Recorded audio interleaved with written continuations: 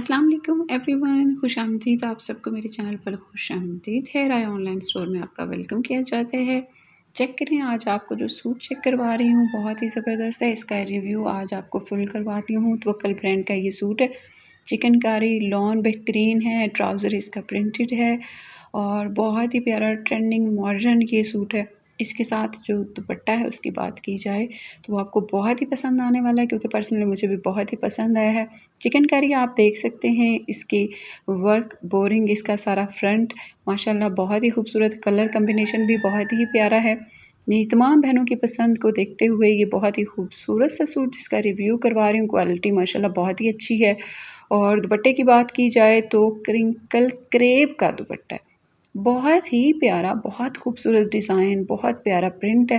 اور یہ اس کا ٹراؤزر ہے، یہ بھی پرنٹڈ ٹراؤزر ہے، بہترین سا سوٹ ہے، فل امبرائڈرڈ ہے، بورنگ ورک بھی ہے، چکن کاری ہے، لون کا سوٹ ہے اور بہترین دوپٹہ، کریپ کا پیور دوپٹہ اس کے ساتھ ہے، بڑا ہی خوبصورت ہے۔ جس کسی نے بھی لینا ہو، جس کو پسند ہو ڈی ایم کریں، آپ کو آسانی سے کیش آن ڈلیوری آپ کے گھر پر یہ پہنچایا جائے گا۔